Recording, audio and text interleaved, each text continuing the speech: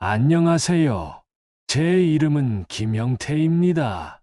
올해 62세고요. 오늘 제가 여러분께 들려드릴 이야기는 정말 믿기 어려우실 겁니다. 하지만 모든 게 실제로 일어난 일이에요. 2025년 3월 어느 토요일 저녁 6시 서울 시내 한 특급 호텔 연회장에서 43년 만에 고등학교 동창회가 열렸습니다. 저는 청소업체 작업복을 입고 그 자리에 나타났어요. 왜 작업복을 입고 갔냐고요?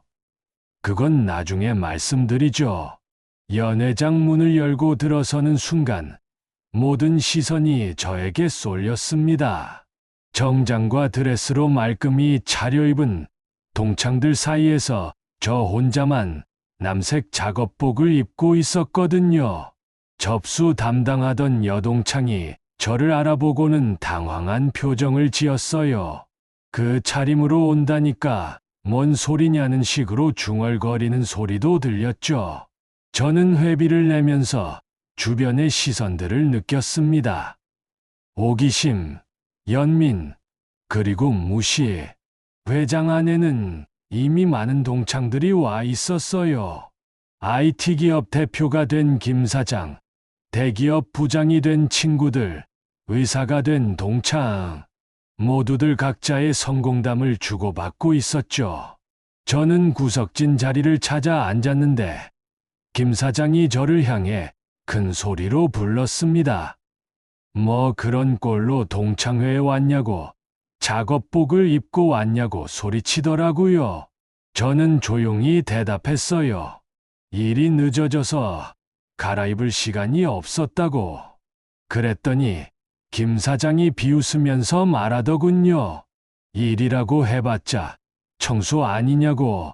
자기는 IT 기업 대표로 연봉 5억을 번다고. 저랑은 격이 다르다고. 주변 동창들은 어색하게 시선을 돌렸어요. 아무도 저를 옹호하려 하지 않았죠. 저는 아무 말 없이 제 자리에 앉았습니다. 사실 이런 상황에 이미 익숙해져 있었거든요. 김 사장과 저 사이에는 오래된 과거가 있어요. 고등학교 3학년 때 중간고사에서 그가 부정행위를 하는 걸 봤거든요. 저는 선생님께 말씀드렸습니다. 당시 저는 정의감에 불타는 18살 소년이었으니까요. 다른 친구들이 열심히 공부하는데 부정행위로 좋은 점수를 받는 건 옳지 않다고 생각했죠. 그 일로 김 사장은 대학 추천에서 제외됐고 43년이 지난 지금까지 저를 원망하고 있는 거예요. 건배사가 시작되고 본격적인 동창회가 열렸습니다. 각 테이블에서는 옛날 이야기들이 오갔지만 제가 앉은 테이블만은 어색한 침묵이 흘렀어요. 옆자리 여동창이 의무적으로 지금 어디 사느냐고 물어봤는데 일산에 산다고 답하니까 대화가 거기서 끝났죠. 그때 김 사장이 다시 마이크를 잡고 일어서더군요. 43년 만에 모이니까 감개무량하다면서 자신의 성공담을 늘어놓기 시작했어요. 직원 300명, 연매출 100억 규모의 IT 기업을 일군 이야기를 자랑스럽게 말하더니 슬쩍 저를 쳐다보면서 말했어요. 지대는 IT라고. 낡은 업종에 매달리면 미래가 없다고. 뭐 청소도 누군가는 해야 할 일이긴 하지만 말이죠. 주변에서 억지 웃음이 새어나왔습니다. 저는 조용히 물잔을 들었어요. 그런데 바로 그때 제 포켓에서 휴대폰이 울렸습니다. 전화를 받았더니 상대방이 이렇게 말하더군요. 조사관님, 내일 준비는 순조롭게 진행되고 있다고. 자유, 최종 확인은 문제 없다고. 증거도 충분히 확보했다고. 저는 시계를 봤어요. 저녁 8시. 내일 아침이면 모든 게 시작되는 거였죠. 전화를 끊고 자리로 돌아왔는데 몇몇 동창들이 이상한 표정으로 저를 쳐다보고 있었어요. 조사관이라는 말을 들은 거죠. 여러분은 아마 궁금하실 거예요. 조사관이라니? 청소원인 줄 알았던 김형태가 대체 누구인 걸까요? 그리고 내일 무슨 일이 벌어질까요? 다음 이야기가 궁금하시다면 계속 들어보세요. 정말 믿기 어려운 반전이 기다리고 있으니까요. 그 전화를 끊고 자리로 돌아가니까 분위기가 더 이상해졌어요. 김 사장이 저를 째려보더니 다시 공격을 시작했습니다. 조사관이 뭐냐고, 청소원 주제에 무슨 조사관이냐고 비웃더라고요. 저는 그냥 일 관련 전화였다고만 답했어요. 그런데 이상한 일이 계속 일어났습니다. 호텔 직원이 제 옆을 지나가면서 정중하게 인사를 하는 거예요. 실례합니다 하면서 깊숙이 고개를 숙이더라고요. 저도 정중하게 인사를 돌려드렸는데 그 모습을 본 몇몇 동창들이 의아한 표정을 짓더군요. 한 동창이 물어봤어요. 경태야, 호텔 직원이랑 아는 사이냐고. 저는 아니라고, 처음 본다고 답했죠. 그랬더니 김 사장이 또 끼어들더군요. 같은 업계니까 그런 거 아니냐고, 청소원끼리의 연대감 같은 거라고 비웃으면서 말이에요. 사실 제가 왜 그런 대우를 받는지는 나중에 말씀드리죠. 동창회가 중반에 접어들면서 김 사장의 태도는 더욱 오만해졌어요. 술이 들어간 탓도 있었겠지만 저에 대한 당탈이 점점 심해졌습니다. 그가 큰 소리로 물어봤어요. 경태야, 너네 회사 직원이 몇 명이나 되냐고. 저는 고용된 신분이라 정확한 인원은 모른다고 답했죠. 그랬더니 고용되어 있다고? 혼자 하는 줄 알았다고 웃더라고요. 그러면서 자기 회사 자랑을 또 시작했어요. 직원 300명에 연매출 100억이라고, 제 회사의 몇 배일 거라고 말하더군요. 다른 동창이 그런 비교는 좀 그렇다고 말렸지만 김 사장은 들은 척도 안 했어요. 현실을 봐야 한다고, 인생에는 승자와 패자가 있다고, 저는 명백히 패배자라고 단정지어 버리더라고요. 저는 조용히 차를 마시고 있었는데 그때 또 다른 동창이 물어봤어요. 결혼은 했냐고. 네, 했다고 답했더니 부인은 뭐 하시냐고 묻더라고요. 도서관에서 사서로 일한다고 했더니 김 사장이 또 비웃었어요. 공무원이냐고, 뭐 안정적이긴 하겠다고. 제가 워낙 벌이가 신통치 않으니까 부인도 일할 수밖에 없을 거라고 말이죠. 그 말을 들었을 때 제 표정이 잠깐 변했어요. 화가 난 게 아니라 오히려 아내에 대한 사랑이 더 깊어지는 느낌이었죠. 아내는 책을 좋아해서 스스로 원해서 사서가 된 거거든요. 그때 저도 모르게 입을 열었습니다. 김 사장한테 물어봤어요. 회사 세무 처리는 어디서 하시냐고. 갑작스러운 질문에 김 사장이 조금 놀라더니 고문 세무사가 있다고 답했어요. 왜 그러냐고 묻길래 딸이 세무를 공부하고 있어서 궁금하다고 했죠. 그랬더니 김 사장이 득이양양하게 말하기 시작했어요. 자기 같은 규모가 되면 세무도 복잡하다고, 절세 대책도 여러 가지 한다고, 해외법인 설립이나 경비 계상 방법, 각종 절세 스킴에 대해서 자세히 설명하더라고요. 저는 조용히 들었지만 그의 눈빛이 점점 날카로워지는 걸 느꼈어요. 그가 말하는 내용 중에 명백히 문제가 있는 부분들이 있었거든요. 특히 김 사장이 이런 말을 했어요. 세무서도 그렇게 자세히 체크하지 않는다고, 서류만 갖춰 놓으면 속까지는 모른다고, 웃으면서 말이죠. 저는 그저 공부가 됩니다라고만 답했어요. 김 사장은 당연하다고, 저 같은 청소원에게는 상관없는 세계의 이야기라고 또 비하하더군요. 그때 또 제 휴대폰이 울렸어요. 전화를 받았더니 김형태 조사관님이라고 부르는 목소리가 들렸습니다. 내일 테크이노베이션 회사 강제수사 최종 확인 건이라고 하더라고요. 저는 지금 몸이 좀 안 좋다고, 자세한 건 본청에서 확인하겠다고 답했어요. 전화를 끊었는데 몇몇 동창들이 테크이노베이션이라는 회사명을 들었나 봐요. 그게 바로 김 사장 회사 이름이거든요. 김 사장의 얼굴이 순간 굳어졌어요. 저를 빤히 쳐다보더니 물어봤습니다. 경태야, 너 정말 청소원 맞냐고. 그때 제 명함 케이스에서 명함 몇 장이 바닥에 떨어졌어요. 한 동창이 그걸 주워들더니 명함을 보고는 숨을 쉬지 못하겠다는 표정을 지었어요. 거기 적힌 걸 본 거죠. 국세청 조사 1국 특별조사관 김영태라고 말이에요. 김 사장이 떨리는 목소리로 물어봤어요.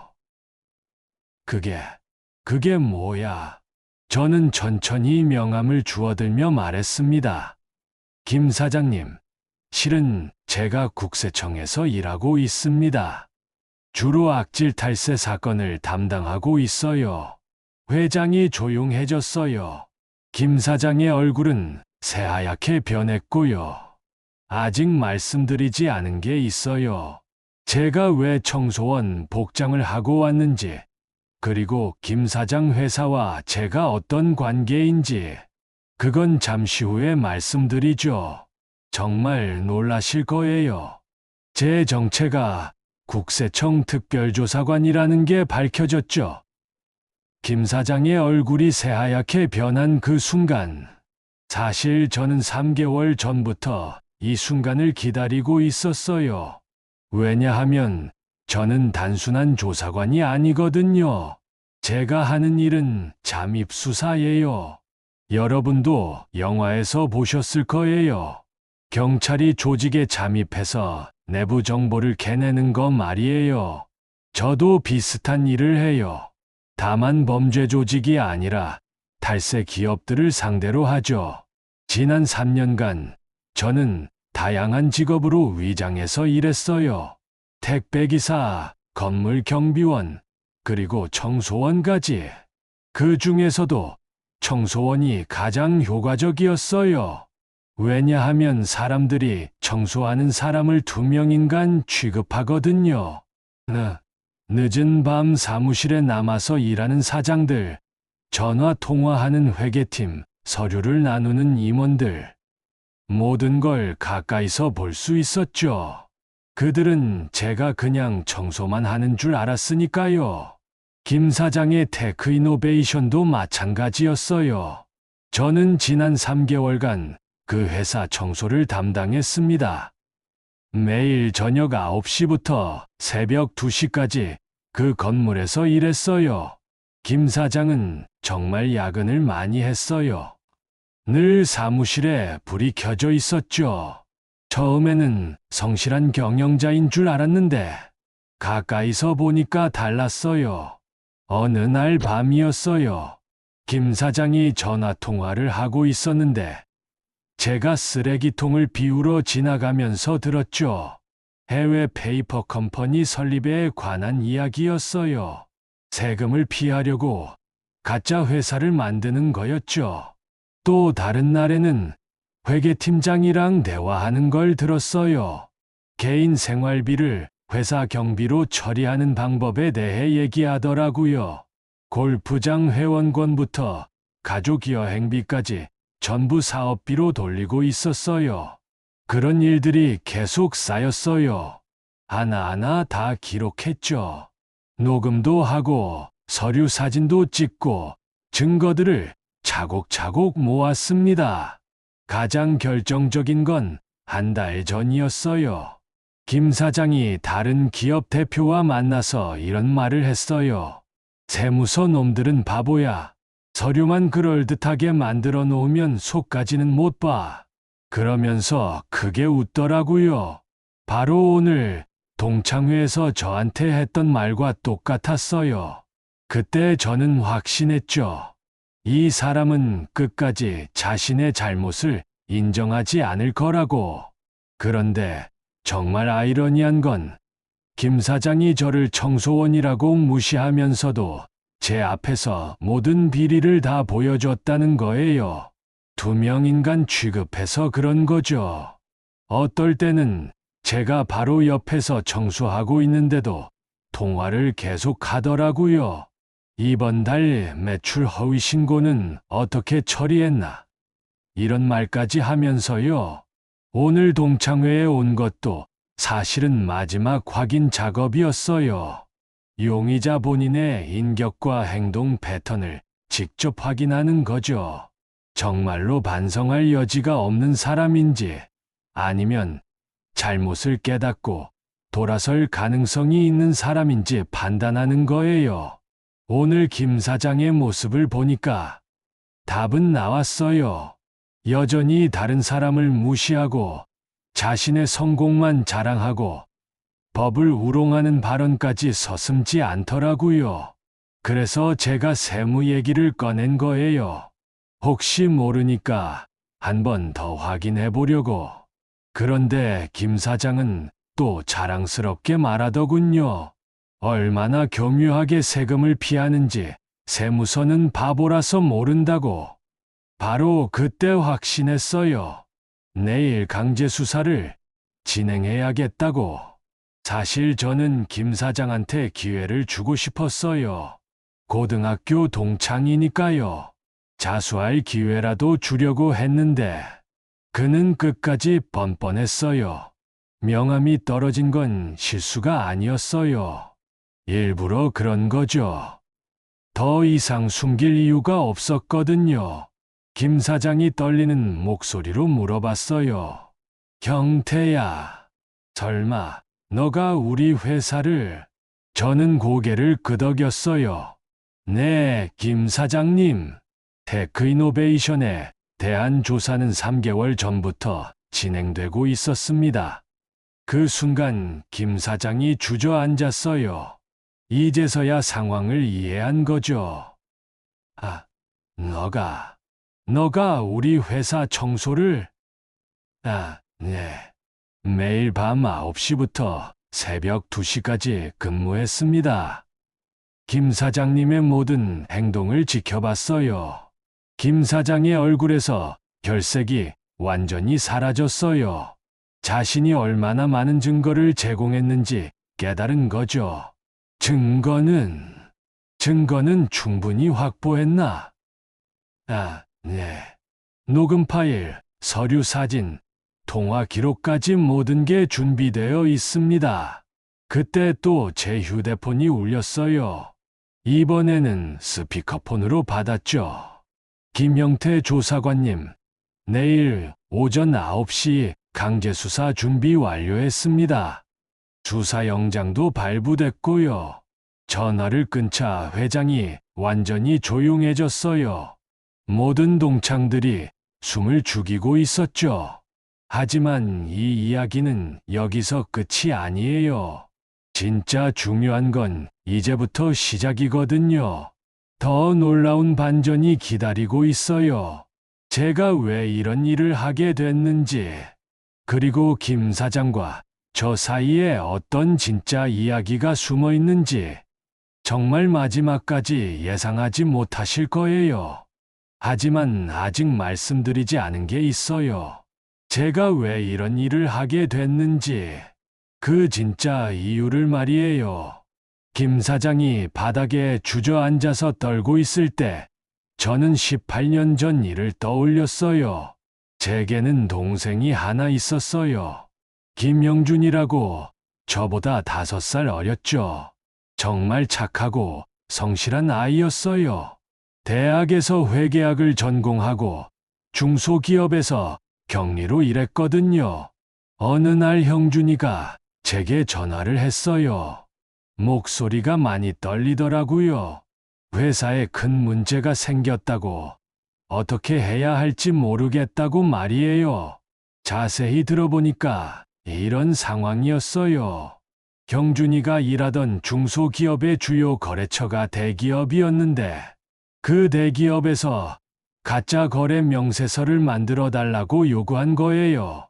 실제로는 없는 거래를 있는 것처럼 꾸며서 그들의 비용을 부풀리려는 거였죠. 경준이는 당연히 거부했어요. 그런 일은 할 수 없다고 불법이라고 말했죠.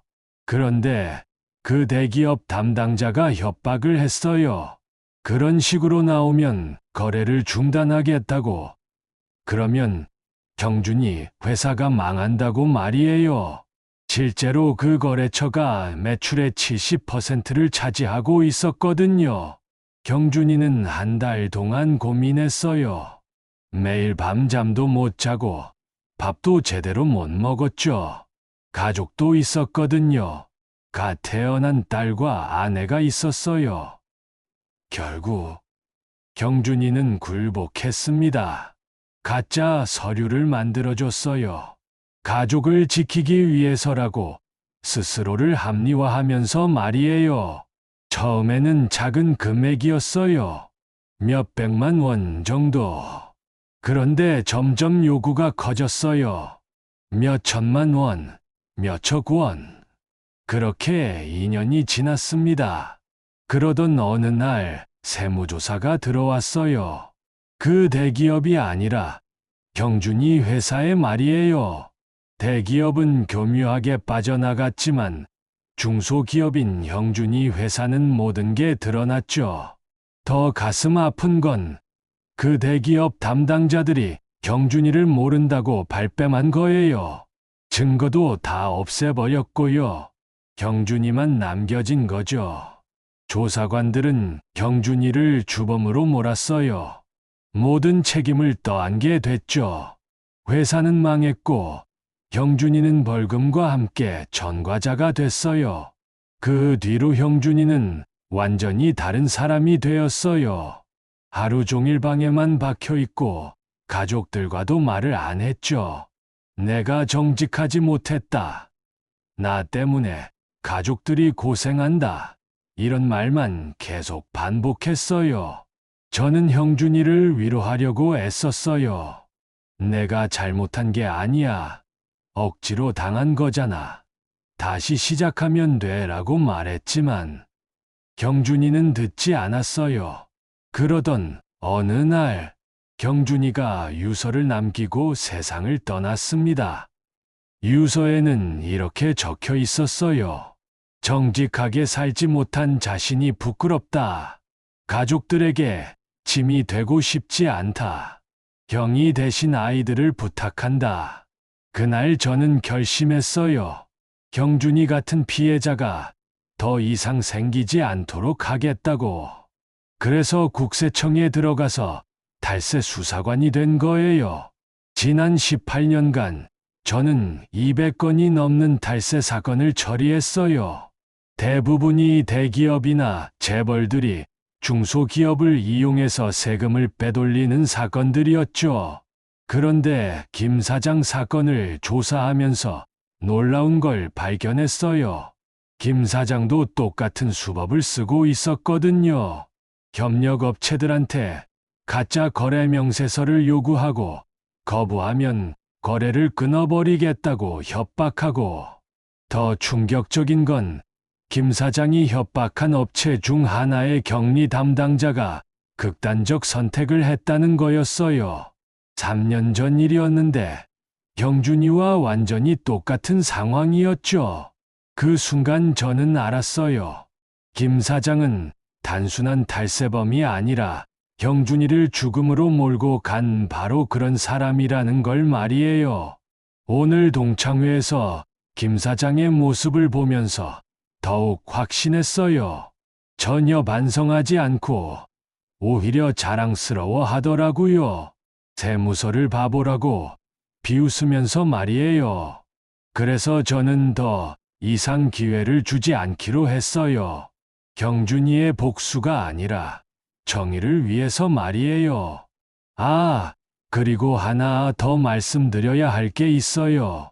제가 딸이 세무학을 공부한다고 했었죠. 사실 그 아이는 제 친딸이 아니에요. 경준이의 딸이에요. 제 조카죠. 경준이가 세상을 떠난 뒤에 저희 부부가 키웠어요. 지금은 세무사가 되어서 중소기업들의 건전한 경영을 도와주는 일을 하고 있어요. 그 아이가 저한테 말했어요. 삼촌, 아빠 같은 사람들이 더 이상 생기지 않게 해주세요. 바로 그거예요. 제가 이 일을 하는 진짜 이유는 복수가 아니라 경준이 같은 희생자가 더 이상 나오지 않게 하는 거예요.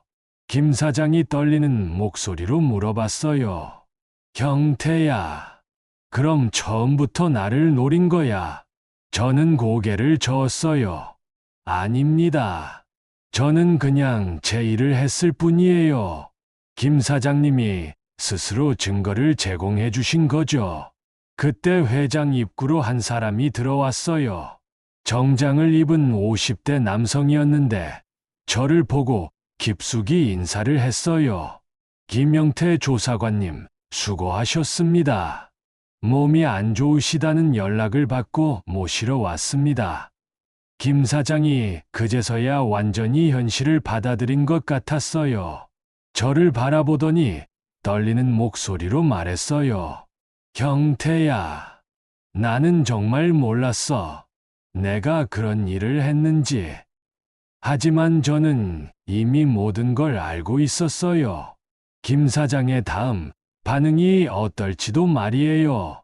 이 모든 일이 어떻게 마무리되는지, 그리고 김 사장이 진정으로 변할 수 있는지, 그 결말을 들려드리겠습니다.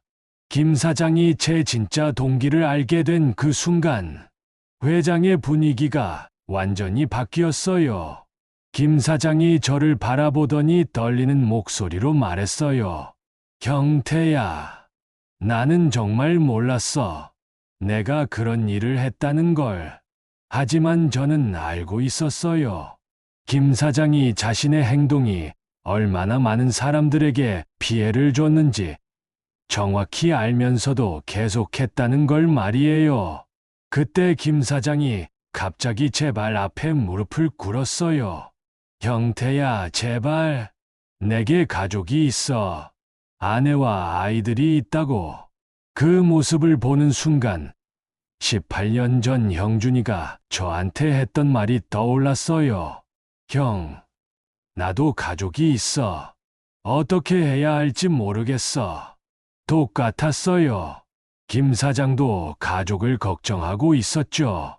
하지만 그때 형준이는 가해자가 아니라 피해자였어요. 반면 김 사장은 가해자였고요. 저는 김 사장과 같은 눈높이에 앉으며 말했어요. 김 사장님도 소중한 가족이 있으시는군요. 그래, 아들은 대학생이고 딸은 고등학생이야. 이 아이들에게 아버지가 전과자라는 소문이 나면 제 동생에게도 그런 가족이 있었습니다. 김 사장이 말을 멈췄어요.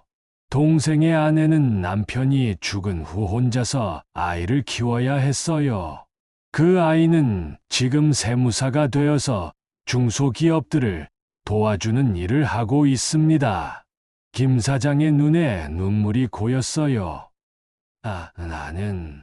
나는 정말 모르는 사이에 그런 일을, 모르는 사이가 아니었습니다. 저는 차분하게 말했어요. 김 사장님은 알고 계셨어요. 3년 전 협력업체 격리 담당자가 극단적 선택을 했을 때도 말이죠. 김 사장의 얼굴이 새하얗게 변했어요. 그 일도 기억하고 있다는 표정이었죠. 그때도 김 사장님은 아무것도 안 했어요. 오히려 더 교묘한 방법을 찾으셨죠. 경태야, 그럼 너는 나한테 복수하려는 거야? 그 질문을 듣는 순간 저는 형준이의 마지막 모습이 떠올랐어요. 저한테 마지막으로 한 말도 기억났죠. 형, 나 같은 사람이 더 이상 생기지 않았으면 좋겠어. 저는 고개를 저었어요. 복수가 아닙니다. 저는 동생의 마지막 부탁을 지키고 싶을 뿐이에요. 그때 동행한 수사관이 앞으로 나왔어요. 김 사장님, 자수하신다면 선처의 여지가 있습니다. 김 사장이 저를 바라봤어요. 경태야, 정말 아직 늦지 않았을까? 네. 지금이라도 진실을 말씀하시면 됩니다. 김 사장은 한참을 고민하더니 결심한 듯 고개를 끄덕였어요. 알겠어. 내일. 아니, 지금 당장이라도 국세청에 가서 모든 걸 털어놓겠어. 그 순간 저는 안도했어요. 복수가 아닌 정의가 이루어지는 순간이었거든요. 김 사장이 일어서면서 말했어요. 경태야, 고마워. 너 때문에 내가 돌아올 수 있었어. 아닙니다. 김 사장님이 스스로 돌아오신 거예요. 다른 동창들도 하나둘 일어났어요. 처음에는 저를 무시했던 사람들이 이제는 다른 눈으로 바라봤죠. 경태야, 우리가 너를 잘못 봤어. 한 동창이 말했어요. 아닙니다. 저도 여러분을 속인 셈이니까요. 그때 제 휴대폰이 또 울렸어요. 이번에는 조카에게서 온 전화였어요. 삼촌, 뉴스 봤어요. 오늘 큰 사건 하나 해결하셨다면서요. 응, 조금 복잡한 사건이었는데 잘 마무리됐어. 혹시 아빠 때문에 그런 일 하시는 거 아니에요? 저는 잠깐 말을 멈췄어요. 영리한 아이라 다 알고 있었나 봐요. 아빠 같은 분들이 더 이상 생기지 않게 하려는 거죠. 그래. 맞아. 삼촌, 이제 그만 쉬세요. 아빠도 분명 기뻐하실 거예요. 전화를 끊고 주변을 둘러봤어요. 김 사장은 다른 동창들에게 진심으로 사과하고 있었고, 모든 사람들이 이해하고 용서하는 분위기였어요. 그때 깨달았어요. 진정한 승리는 상대방을 무너뜨리는 게 아니라 상대방이 스스로 잘못을 깨닫고 돌아오게 하는 거라는 걸 말이에요. 6개월 후 김 사장은 약속대로 모든 걸 자수했고 가벼운 처벌을 받았어요. 그리고 출소 후에는 중소기업 컨설팅 회사를 만들어서 건전한 경영을 도와주는 일을 시작했어요. 제 조카가 그 회사의 고문 세무사가 되었다는 건 정말 아이러니했지만 아름다운 인연이기도 했죠. 저는 지금도 국세청에서 일하고 있어요. 하지만 더 이상 복수심에 불타는 조사관이 아니라 진정한 정의를 추구하는 조사관이 되었죠. 그리고 깨달았어요. 경준이가 진짜 원했던 건 제가 복수하는 게 아니라 세상이 조금 더 정직해지는 거였다는 걸 말이에요. 여러분도 기억해 주세요.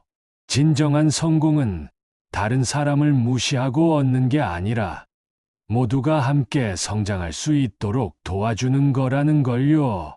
그리고 외모나 직업으로 사람을 판단하지 마세요. 여러분 옆에 있는 평범해 보이는 그 사람이 여러분이 상상도 못한 놀라운 사람일 수도 있으니까요. 제 이야기는 여기서 끝입니다. 들어주셔서 감사합니다.